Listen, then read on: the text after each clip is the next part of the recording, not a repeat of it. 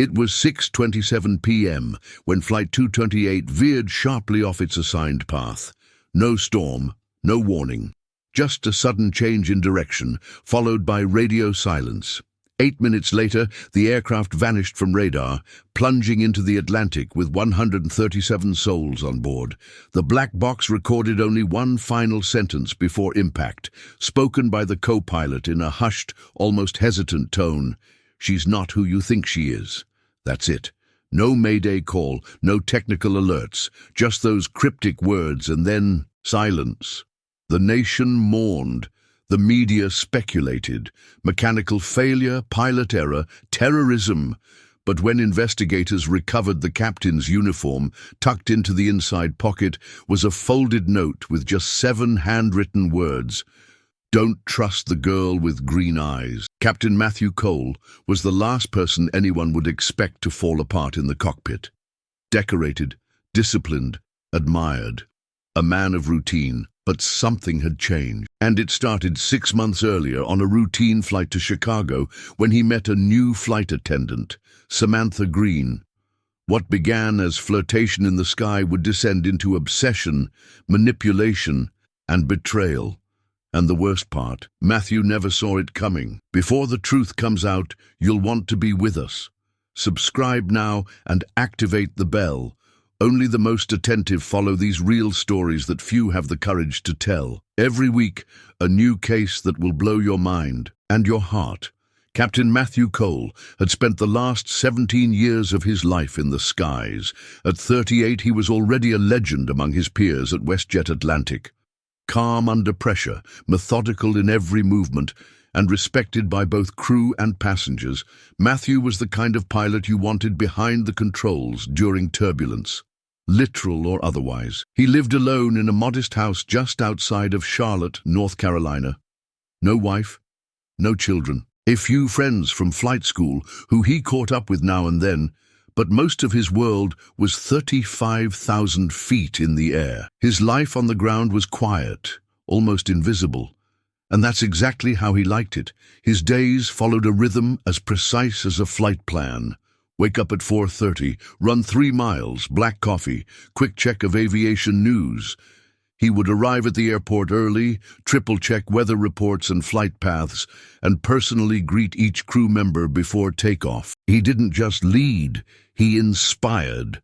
But beneath his flawless exterior, Matthew harbored a dull ache, a loneliness that had crept in slowly over the years, the kind of emptiness that no promotion or flawless flight record could fill. He never said it aloud, but he often wondered if life was passing him by while he chased schedules and altitudes. Then came Samantha Green. She was new to the crew.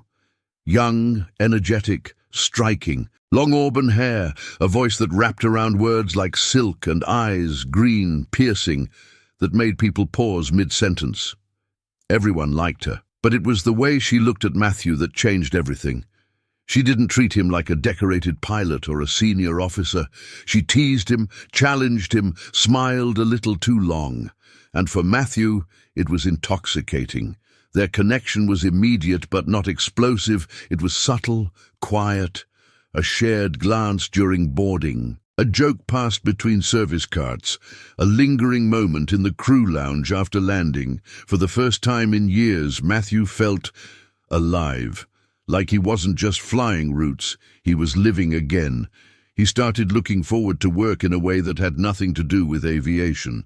Samantha brought something unpredictable to his otherwise structured life, and he found himself leaning into it. He didn't tell anyone, not even his co-pilot, Tyler Nash, who had flown beside him for nearly a decade. Matthew knew the rules, both written and unwritten. Pilots weren't supposed to get involved with crew, especially not in secret.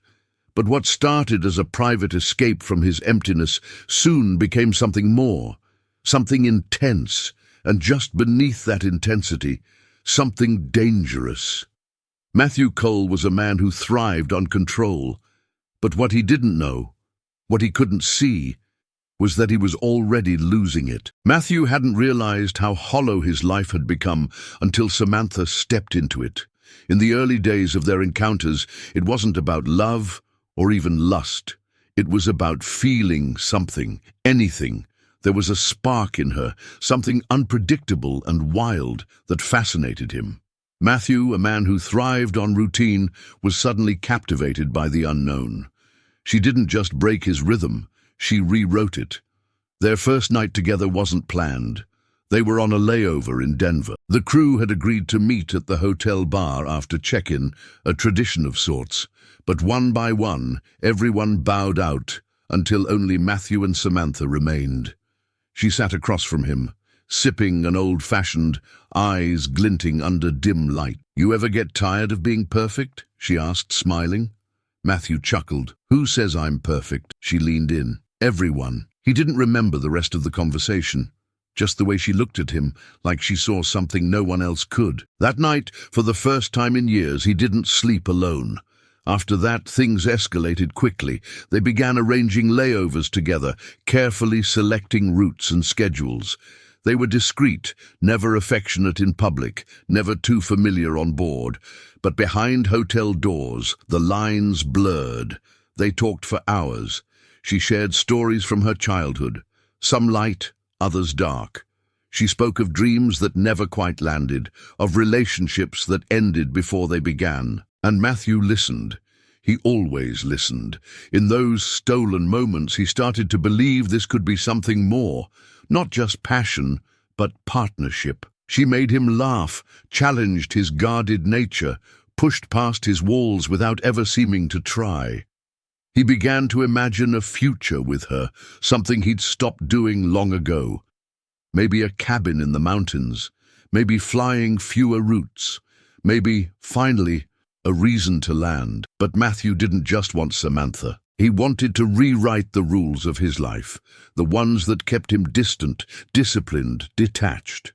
He started to entertain ideas that would have felt absurd a year earlier, taking time off, buying a second property, leaving commercial aviation behind. He even considered applying for a regional flight school where he could train new pilots, settle down, stay grounded. Still, he kept their relationship hidden. Part of it was protocol. He didn't want to risk his position. But part of it was something deeper, fear. Not of losing his job, but of what might happen if their bubble burst. What if it wasn't real? What if she didn't feel the same? Those doubts lingered, but she always found a way to silence them. A touch, a glance, a text after landing. "You were brilliant today." It was the kind of validation he never knew he craved. Then came the moment that changed everything. They were in Boston, waiting in the hotel lobby before heading to the airport. Samantha seemed distracted, fidgeting with her phone. Matthew noticed but didn't press. As they rode the shuttle, she finally spoke. "Do you ever wish you could just disappear?" she asked, eyes on the window. "Disappear?" he repeated, surprised. "Not in a dark way," she said quickly. "Just start fresh, somewhere new. With someone new," he smiled. "Depends who the someone is." She turned to him, her expression unreadable. "What if it was me?" His heart skipped. It was the first time she'd hinted at anything beyond hotel rooms and hidden smiles. "Then yeah," he said softly. "I'd disappear with you." Her hand found his beneath the seat, squeezing tight. In that moment, he believed it, believed her. Matthew had always been the one in control, in the cockpit in life, but with Samantha, he let go. He allowed himself to want something he'd buried for too long. Intimacy, connection, a future. He didn't know it then, but that desire, pure, sincere, deeply human, was exactly what would be used against him. It started with a favor. They were in Seattle, winding down after a flight, when Samantha's demeanor shifted. She had always carried a quiet intensity beneath her charm, but that evening something felt off. She was quieter, more thoughtful, as if carrying a weight she hadn't decided whether to share. In the hotel room, she sat on the edge of the bed, staring at her phone. Matthew stepped out of the shower and noticed her distracted. "Everything okay?" he asked. She nodded too quickly. "Yeah, just tired." But as he moved to sit beside her, she reached for his hand and looked him in the eye. "I need to ask you something." He blinked. "Okay." It's small, really, and you don't have to say yes. But I have a friend who's in a tight spot. He needs to move some personal items overseas and he can't go through customs. Nothing illegal, she added quickly. Just sensitive stuff. Matthew frowned. What kind of stuff? Documents, mostly. Some electronics. It's not a big deal. Just a few packages. I'd do it myself, but I don't have access to the cargo list. You do. His instinct screamed to say no. Every regulation he'd memorized over the years, every security protocol flashed through his mind. But then he saw the worry in her eyes, real or staged, he couldn't tell, and his resolve softened. Samantha, you know this could cost me everything. I know. I wouldn't ask if it wasn't important. He hesitated, caught between his conscience and his heart. Just this once, he said finally. Her relief was immediate, and so was the change in her. She smiled, kissed him, whispered, "Thank you." The next morning, she handed him a small sealed envelope and said, "It's already packed in your flight bag. Just hand it off when you land in Lisbon." Matthew told himself it was harmless, just a favor. But when he handed off the envelope to a man waiting near the airport cafe, something inside him twisted. The man didn't introduce himself, just nodded, took the envelope, and walked away. Over the next few days, Matthew tried to push the incident out of his mind, but Samantha's behavior began to shift. She took longer to reply to his messages. She seemed distant during flights. On one layover, he caught her whispering into her phone in the hotel hallway. When he approached, she snapped it shut. "Just a friend," she said quickly. "You're acting paranoid." But he wasn't imagining it. Something had changed. Her energy, her rhythm. It was all different. A week later, she asked again. "Matthew, I know I said it was just once, but he's in more trouble. One more time, please." This time, the request was larger. A hard-shell suitcase. "Just carry it with the crew luggage," she said. "No one will ask questions." Matthew stood frozen in the hotel room, suitcase in hand. "Why me, Samantha? Why not check it in like everyone else?" Her voice dropped to a whisper. "Because they'll flag it." He placed the suitcase down. "What's in it?" "I told you, it's not illegal." "But you won't open it." She stepped closer, eyes pleading. "You said you'd disappear with me. This is how we get there." It was the first time she used his own words against him. And it worked. He boarded the plane, the suitcase tucked beside crew luggage, and tried to act normal. But the knot in his stomach tightened with every mile they traveled. His focus in the cockpit wavered. His hands trembled slightly as they approached descent. Nothing happened. The suitcase was gone by the time he left the airport, but the unease remained. It didn't feel like a favor anymore. It felt like a transaction, and he had no idea what he'd just delivered. That night, Matthew lay awake in his hotel bed, staring at the ceiling. He'd broken every rule he'd sworn to uphold. For her, for a future he wasn't even sure she believed in. And still, a question gnawed at him. What had he gotten himself into? The moment Matthew opened his locker and saw the envelope, he knew he'd gone too far. It was plain, unmarked, wedged between his flight log and headset. Inside, a single sheet of paper, typed, no signature. Just one line, "We know what you did. Stay quiet." He read it twice, then a third time before slowly folding it and slipping it into his pocket. His heart pounded in his chest like a drum. His hands trembled, even though no one else was around. It had been 2 weeks since he'd carried the suitcase. Samantha hadn't mentioned it since. In fact, she barely spoke to him at all lately. The shift was undeniable. She smiled less, avoided eye contact, seemed preoccupied. Whenever he asked what was wrong, she gave vague answers. "Just tired. Family stuff. You worry too much." Matthew had tried convincing himself it was nothing, that she was overwhelmed or maybe second-guessing their relationship. But deep down, he knew it was more. The second favor, the second delivery, had changed everything, not just between them, but within him. He no longer recognized the man staring back at him in the mirror. He'd crossed a line, and there was no undoing it. On their next assignment, a flight to Madrid, he noticed two unfamiliar men among the crew's security staff. They stood near the gate, hands behind their backs, scanning each crew member as they passed. One of them looked directly at Matthew, then leaned in to whisper something to his partner. Matthew forced a smile, gave a polite nod, and walked past them. But his stomach was in knots. Were they watching him? Were they on to him? Or was it paranoia, his guilt projecting shadows onto innocent faces? In the cockpit, Tyler Nash, his longtime co-pilot, noticed his tension. "You good, man? You seem off." Matthew waved him off. "Didn't sleep much." The flight went smoothly, but his mind was anything but clear. Every sound in the cabin, every glance from a flight attendant felt loaded with suspicion. When Samantha passed him in the galley and barely acknowledged his presence, the weight of the situation fully settled on his chest. After landing, they checked into their hotel. Matthew waited until nightfall before leaving his room. He paced the hallway, unsure where he was going, until he found himself outside Samantha's door.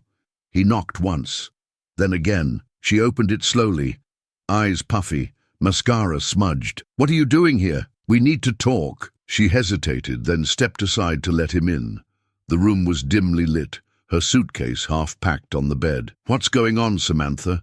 Who are those men? Why did I get that note?" She didn't look at him. "I told you to stop worrying." "Worrying? I'm getting anonymous threats. You won't even look me in the eye." Finally, she turned toward him. "Because I'm trying to protect you." "From what?" She sat down, exhaling slowly. "From everything." "That doesn't mean anything," he snapped. "I didn't want you involved, okay? But once you agreed to help, they started watching. They don't trust you. They don't trust me either." Matthew's heart sank. "Who are they?" "You don't want to know." "Yes, I do. I need to know what I'm part of." Samantha buried her face in her hand. "They're not just some guy who needed help. It's a network. Smuggling, laundering, intel. I thought I could manage it. I thought I could control it." Matthew stood frozen. "You used me." "I had no choice," she shouted. "They were going to hurt my sister. They said they'd make her disappear." The room fell silent. He stared at her, searching for the woman he thought he knew. But all he saw was someone he didn't recognize. "I risked everything for you," he said quietly. "My career, my life. I never meant for it to go this far," she whispered, but it already had. The next morning, Matthew walked through the terminal like a ghost.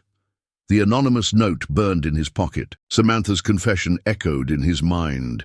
As he approached the gate, a man brushed past him, slipping something into his hand. It was a small flash drive.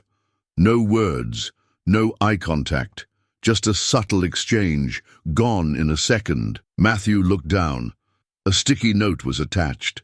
"Your next instructions, do not fail." Panic surged through him. He was in deeper than he thought. This wasn't just about favors or envelopes.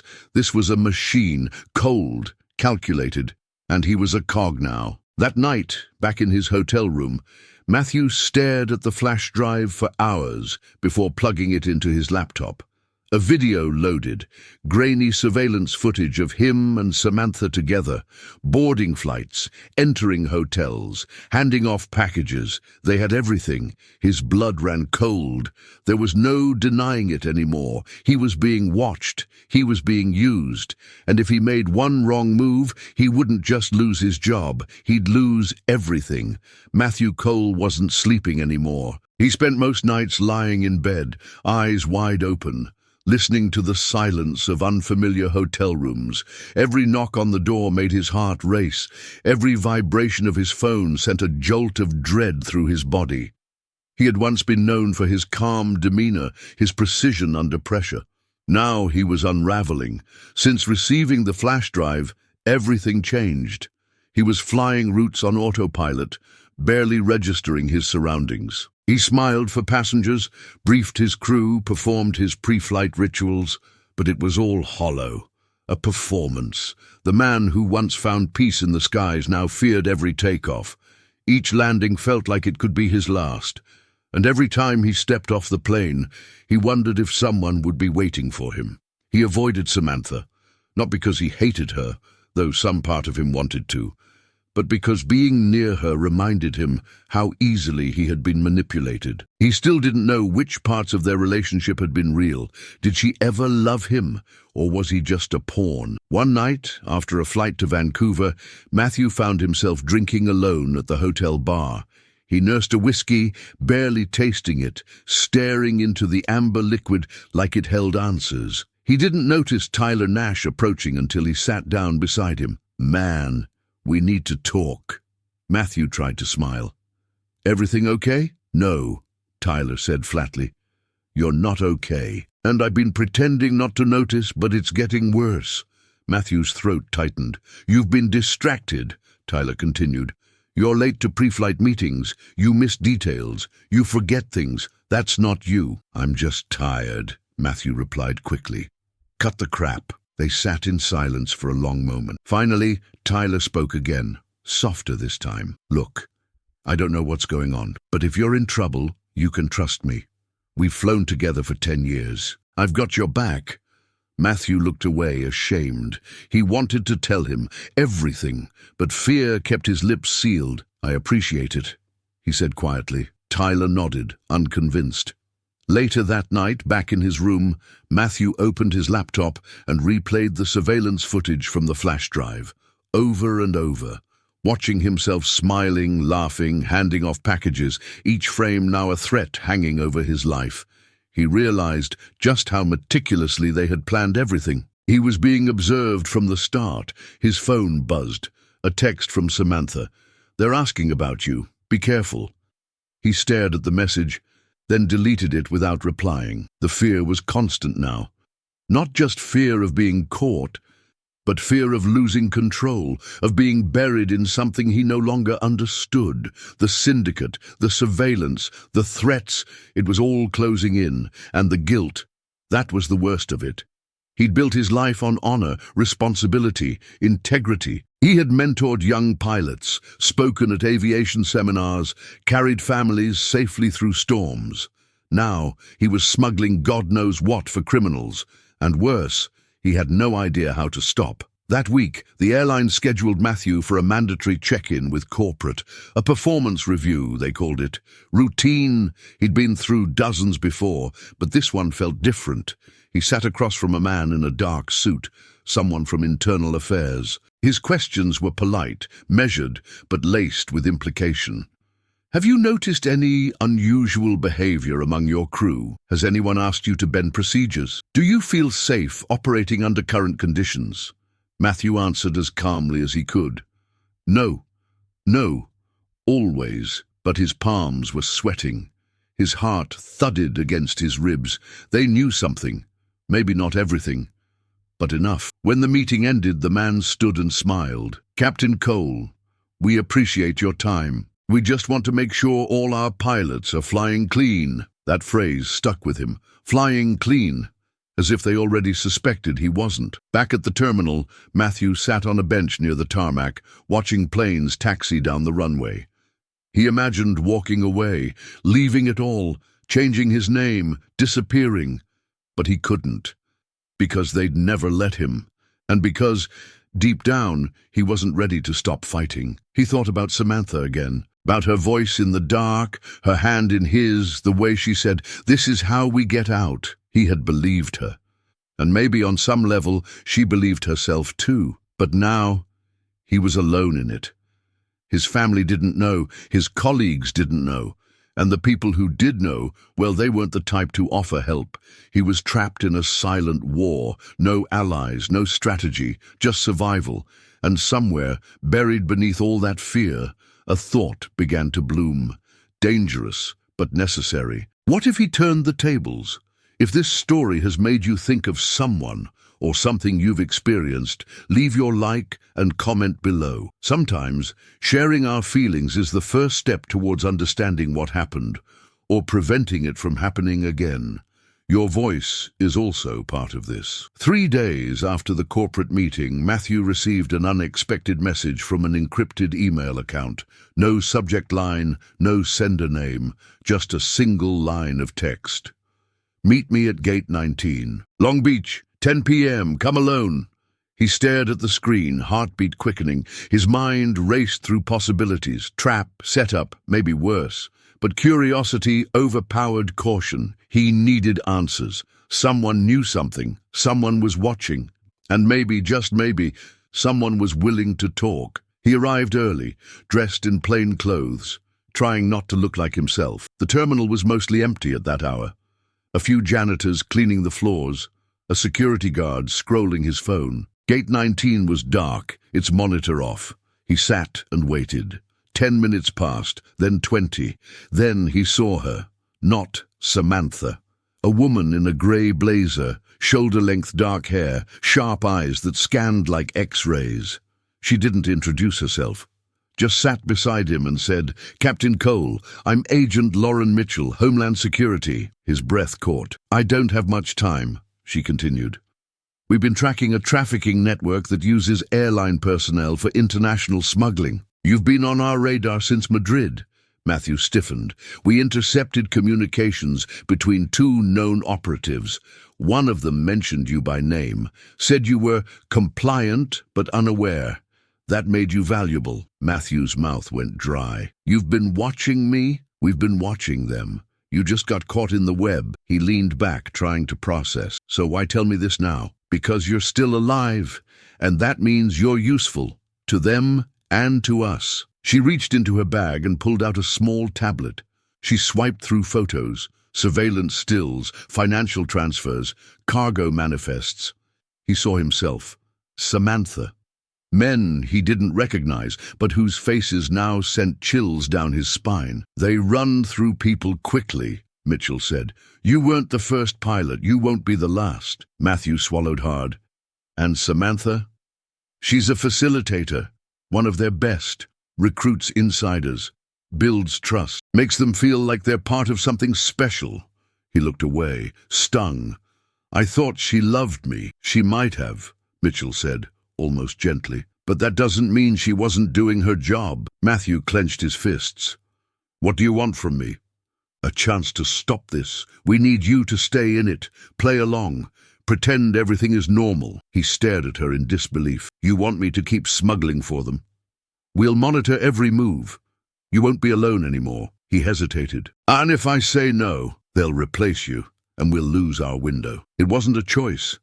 It was a lifeline wrapped in barbed wire. Mitchell stood. "Think about it. You'll hear from me soon." She disappeared as quickly as she'd come.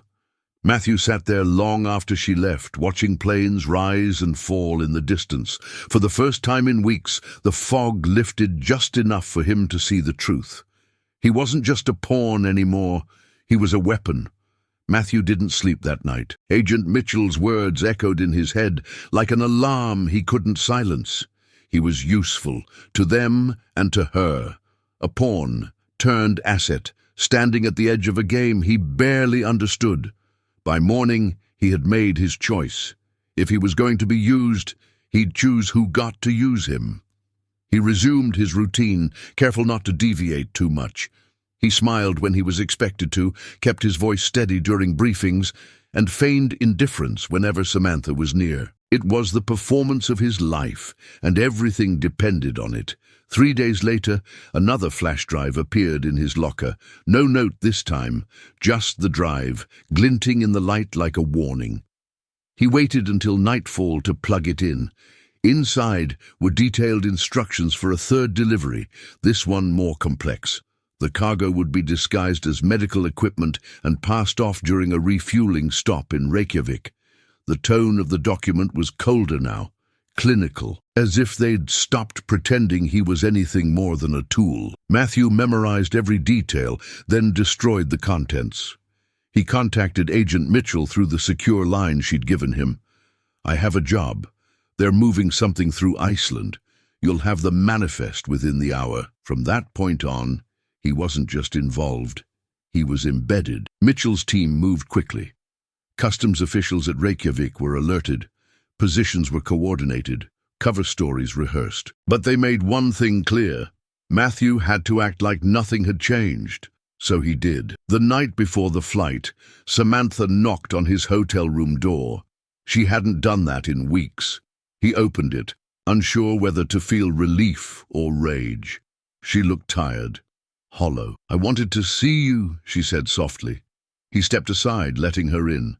They sat in silence for a while, the weight of everything between them making words feel impossible. "I didn't want this for you," she said finally. He didn't respond. "I thought I could shield you, but I wasn't strong enough." Matthew stared at her. "So, you decided to destroy me instead?" She flinched.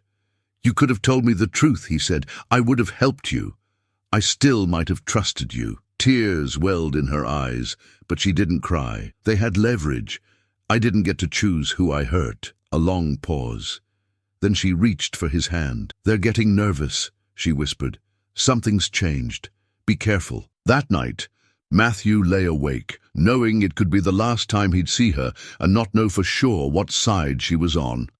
The next day, he flew to Reykjavik, every nerve on edge. The package was delivered exactly as instructed.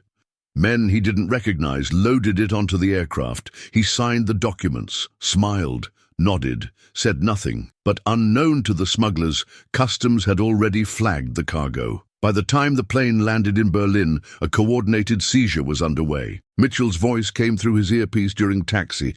"Package intercepted, you're clear." It was the first time in weeks he felt air in his lungs, but the game wasn't over.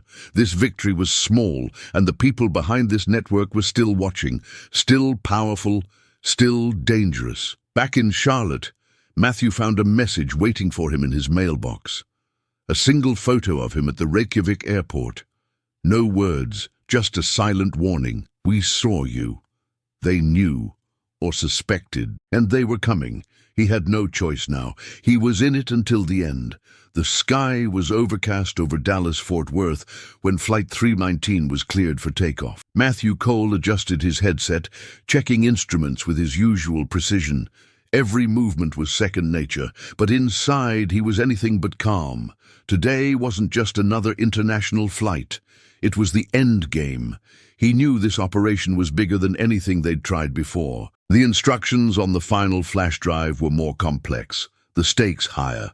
They called it the last run, a phrase that carried both hope and dread. But for Matthew, it wasn't about completing the mission.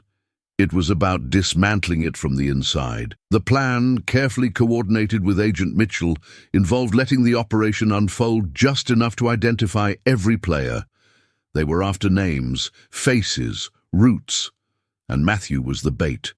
Samantha was on the manifest too. It was the first time they'd flown together since Reykjavik. She didn't speak much during pre-flight. She kept her tone neutral, her movements professional, but every now and then he caught her eyes on him, watching, searching. What was she thinking? Did she know? As the plane leveled at cruising altitude, Matthew went through the motions. Navigation, communication, systems check, all while knowing that the plane's underbelly carried something worth millions. Electronics, fake pharmaceuticals, and encrypted drives hidden inside reinforced containers, all tagged as medical aid. He had memorized every detail of the shipment, and so had Homeland Security. At 38,000 feet, the air was still. Tyler Nash, beside him, noticed his tension. "You good?" Tyler asked. Matthew nodded. Just focused. He wanted to tell him everything, but it was safer this way. Safer for Tyler. Safer for everyone not already caught in the web. 6 hours in, somewhere above the North Atlantic, Samantha entered the cockpit with coffee. She handed him his cup without a word, then lingered. "Do you ever think about what comes next?"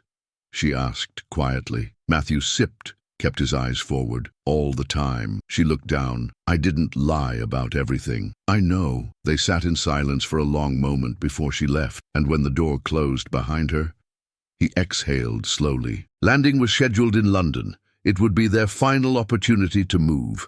By the time the wheels touched down, agents were already in position across the tarmac, embedded within the customs team.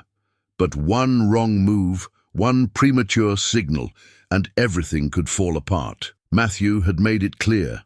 This had to be clean. As the cargo was offloaded, he watched from the terminal window, pretending to check his flight log. Then he spotted the man, Victor Reyes.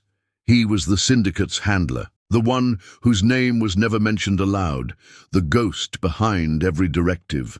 Matthew had never seen him in person until now. Reyes stood at a safe distance near a black SUV, arms crossed, eyes cold as steel. He was watching, not the cargo, not the agents, watching him. Matthew felt his pulse spike. He turned away quickly, pretending not to notice. But he knew. Reyes suspected something. As the crew prepared to leave, Samantha pulled Matthew aside in the corridor. Her voice was low, shaking. "They know," he stared at her. "You told them?" "No," she said quickly, "but they're paranoid. They're watching everything. They're testing us." "Then this ends now." She blinked. "You're not going to run? I'm going to finish it." Matthew walked back into the terminal with a clarity he hadn't felt in months. The trap was already closing, and this time he was the one who'd set it. He signaled to Agent Mitchell through a subtle cue they'd rehearsed, placing his hat in the crook of his arm. Within seconds, the operation was live. Uniformed officers moved toward the cargo. A customs agent stopped the handlers mid-transfer. Two other agents moved toward Reyes's SUV. That's when everything erupted. Reyes turned, barking orders into a phone, then bolted toward a side exit. Matthew followed instinctively, breaking protocol, running after him through the service hallway. "Cole, stand down!" Mitchell's voice cracked through the earpiece. He didn't stop. Reyes darted through the baggage tunnels, cutting corners like he knew the place by heart. Matthew kept pace, fueled by adrenaline, betrayal, and rage. He turned a corner, and Reyes was gone. Then, a crash. Matthew followed the sound into a utility room and found Reyes cornered by two agents. He stood still, expression calm. "You don't know what you've done," Reyes said to Matthew. Matthew didn't flinch. "Yeah, I do." Reyes smiled faintly. "She'll never forgive you." Matthew stepped closer. "She already made her choice." Reyes was arrested on the spot, his network exposed piece by piece over the following hours. Dozens of seizures, 5 coordinated arrests across 3 countries, and a shutdown of their largest trafficking route. The moment the final report came in, Mitchell sent a single message to Matthew's secure phone. "It's done." He sat alone in a quiet room at the airport, staring out at the runway. Planes came and went like clockwork, unaware of the chaos that had unraveled behind the scenes. He thought of Samantha. She had vanished after the landing. No arrest, no formal goodbye, just gone. Maybe that was part of the deal. Maybe it was her own escape. Either way, Matthew had survived. He wasn't sure what came next, but for the first time he was free to decide. The aftermath of the takedown spread like wildfire. News agencies caught wind of the international operation within hours. Massive airline smuggling ring dismantled, flashed across every screen, from New York to Berlin. Details were scarce, but headlines hinted at the involvement of airline staff, international syndicates, and one key informant whose identity remained undisclosed. Within the WestJet Atlantic community, rumors churned with violent speed. Crew members speculated in whispers. Some believed it had something to do with a disgruntled employee. Others swore they'd seen Homeland Security agents boarding one of the flights earlier that week, but no one knew the truth, not even Tyler Nash, who had started piecing together fragments from the last few months. He confronted Matthew days later, finding him alone in the crew lounge after a flight simulation debrief. "Whatever happened in London," Tyler said, "you were in the middle of it." Matthew didn't answer right away. He stared at the floor, hands clasped together. "Look," Tyler continued, softer this time, "I don't need details. I just need to know, are you okay?" Matthew looked up. His eyes were tired but grounded. "I will be," he said simply. The airline launched an internal review. Security protocols were overhauled. Access to cargo areas became more restricted. All non-essential crew lost clearance to high-risk routes. A new department was formed solely to monitor anomalies in staff behavior, flagged automatically by AI and behavioral audits. WestJet made a statement: "We are cooperating fully with international authorities to ensure that our aircraft, employees, and passengers remain safe." While we cannot comment on an active investigation, we stand by our commitment to transparency and accountability. The employees weren't satisfied. Pilots whispered in break rooms. Flight attendants swapped theories over lunch. Everyone wanted a name, someone to blame, but none came. Matthew became a ghost within the airline. Present but unreachable, he still flew, still completed every checklist, still wore his captain's uniform like armor, but something in him had changed, and those who knew him best could feel it. He wasn't angry, he wasn't bitter, he was distant, like a man walking in two worlds. Homeland Security, on the other hand, was elated. Agent Lauren Mitchell received a commendation for leading the operation. Reyes's arrest led to a cascade of information. Bank accounts, false identities, corrupt officials at major customs points. Over the next month, 12 more individuals were taken into custody. 3 airports in Europe temporarily suspended specific cargo handling operations. A sweeping reform on airline cargo verification was proposed in the US Senate. But not everyone was celebrating. The people who funded the syndicate weren't gone. They were bruised, but not broken. And they knew who had cost them millions. Matthew received 2 more warnings. The first was a voicemail with no voice, just heavy breathing and the sound of an airplane taking off. The second came as a photo, mailed to his home, a picture of Samantha Green, taken from behind. She was walking down a crowded street in Buenos Aires. Alive. That was the last he saw of her. He stared at that photo for a long time. At first, he didn't know what to feel. Relief? Anger? Grief? Eventually, he felt nothing, just a quiet resignation. She was gone, somewhere far, in a place where no one called her by her real name. And maybe that was all she ever wanted. The aviation world tried to return to normal, but the case lingered like jet fuel in the air, unseen but undeniable. At every security briefing, someone would reference the coal incident. At every staff meeting, new rules were compared to what happened last year. Matthew declined interviews, declined medals, declined the offer to transition into a full-time federal liaison role. All he wanted was silence. Flying had always been his refuge, and now it was his rehabilitation. Each takeoff felt like a slow exhale, each landing a reminder that some things were still in his control. But he carried it with him. Every flight, every glance at unfamiliar faces in the terminal, every time someone asked, "How have you been, Captain?" and he answered with a polite nod. He'd never be the same. Neither would the airline, and neither would the world that had once believed smuggling only happened in shadows. Now they knew better. It could happen at 38,000 feet, with the help of someone who smiles as they serve your coffee, with the trust you give to the man in the cockpit. And it nearly did. Matthew sat on the balcony of his small home in Charlotte one evening, watching planes arc across the twilight sky. He sipped a cup of tea, no more whiskey these days, and listened to the distant roar of jet engines. He thought of Samantha, of the weight of trust, of the cost of silence. He didn't regret saving lives, but he still carried the cost of how it happened. That was his burden, and he'd carry it alone. In the months that followed the takedown, Matthew Cole came to understand something he'd never truly considered in all his years of flying. Trust isn't just a word. In his world, trust was law. Trust in your co-pilot, in your aircraft, in the systems and procedures that guide you through invisible lanes across the sky. But what happens when the danger isn't a storm or a malfunction? What happens when the threat is human? He realized the most dangerous turbulence doesn't always come from outside the plane. Sometimes it boards with a smile. Sometimes it sits beside you at dinner. Sometimes it whispers promises between layovers and laces them with lies. And the scariest part, you don't notice. Not until it's too late.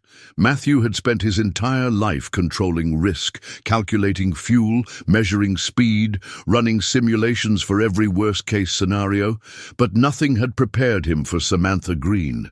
Nothing had taught him how to see a threat wrapped in affection. Nothing warned him that love could be the weapon used against him. He had wanted something real. Something beyond the rigid structure of his profession. He found connection, but at a devastating cost. The lesson wasn't just for him. It was for every pilot who believed they were untouchable, every crew member who thought danger couldn't reach them outside a crash, every person who believed manipulation only happened to the weak. Matthew learned that vulnerability wears many faces, that being needed isn't the same as being valued, and that some people enter your life not to share the journey, but to hijack the flight. He didn't hate Samantha, at least not entirely.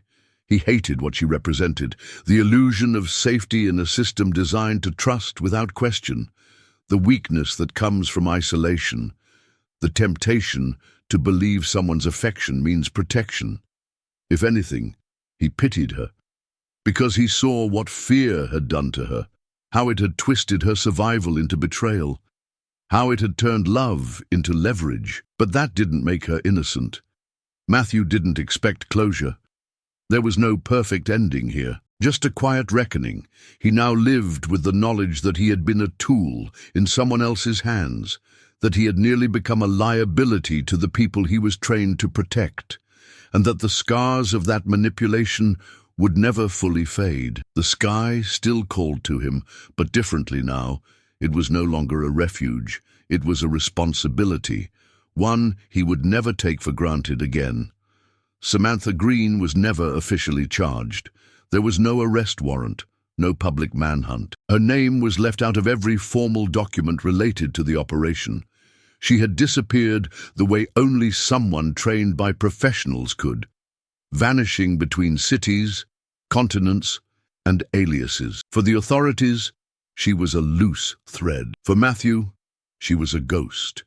No one ever confirmed where she ended up. The photo from Buenos Aires was the last trace. Agent Mitchell suspected she had brokered her own deal, trading information in exchange for freedom, burning bridges on both sides to save herself. Matthew never tried to find her. What would be the point?